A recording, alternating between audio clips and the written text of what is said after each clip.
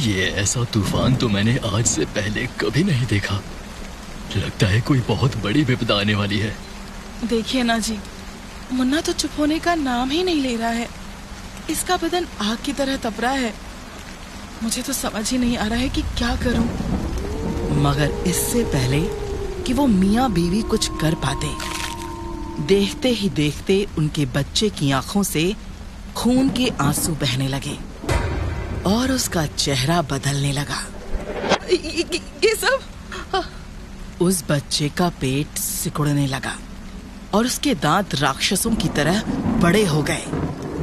उसने जैसे ही अपनी आंखें खोली तो अपने दुधमुहे बच्चे का रूप देखकर वो माँ बाप घबरा कर पीछे हट गए। उस बच्चे की आंखें पूरी लाल थीं और वो किसी राक्षस की तरह दिखाई पड़ रहा था। क्या हो रहा है ये? कोई है? कोई है? देखते ही देखते उनके घर की खिड़कियां जोर जोर से खड़कने लगी और खिड़की खुलते ही बाहर से आ रही हवा से घर में रखा दिया बुझ गया और पूरे घर में अंधेरा छा गया। सुनिए, जाकर देखिए ना, मुन्ना। मगर इससे पहले कि वो औरत अपनी बात पूरी कर पाती, उसका बच्चा अपने पालने से उतरकर अपने पैरों पर चलता हुआ अपनी माँ के पास आ गया। उसने लंबे लंबे नाखूनों से अपनी माँ के पेट में छेद कर दिया और उसका खून पीने लगा।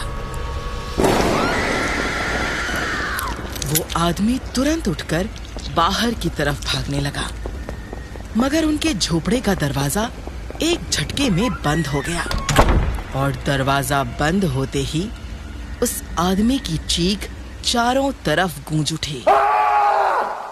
मेरा नाम रोमी है और मुझे मरे हुए 400 साल हो गए हैं, पर अब मैं वापस आने वाला हूँ।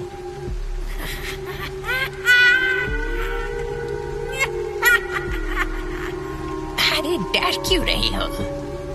मैं तो बस एक बच्चा हूँ। मैं तुम्हें कुछ नहीं करूँगा, बस ये एक कहानी सुनाऊंगा। आज से 400 साल पहले कश्मीर में मेरी माँ रहती थी। वो पूरे गांव के लोगों की मदद करती थी, फिर भी गांव के लोग उनसे डरते थे। धीरे धीरे गांव के लोगों ने मेरी माँ को बहुत परेशान करना शुरू कर दिया। आखिर एक दिन वहां के राजा ने मेरी माँ को घर से निकाल कर जंगल में भेज दिया। मेरी माँ के जंगल में जाते ही पूरे गांव में अजीब अजीब चीजें होने लगी। गांव के बच्चों का रूप बदलने लगा। कुछ बच्चों के राक्षसों जैसे बड़े बड़े दांत निकल आए, तो कुछ के पूरे शरीर पर जानवरों जैसे बाल और कुछ की आंखें लाल हो गईं। मगर सबसे बड़ी बात ये थी कि इन सब बच्चों ने दूध छोड़कर खून पीना शुरू कर दिया। पर मुझे कुछ नहीं हुआ, क्योंकि मैं तो अपनी माँ के पेट में था। फिर एक दिन अचानक राजा के बच्चे के साथ कुछ ऐसा हुआ जो कोई सोच भी नहीं सकता था। और उसके बाद अमावस की रात मेरी माँ गांव वालों और राजा के सामने आई और पूरे गांव में बारिश शुरू हो गई। इस बारिश में काले रंग के पानी की बरसात हो रही थी। और उसके बाद क्या हुआ, ये तो पूरी कहानी सुनने पर ही पता चलेगा। सुनोगे मेरी कहानी?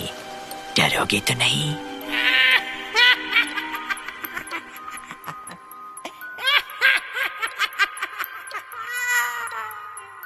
कौन है ये बच्चा? क्या हुआ था उसके और उसकी माँ के साथ 400 साल पहले? सुनिए वो हॉरर कहानी जिसे आज तक कोई रात में सुन नहीं पाया है।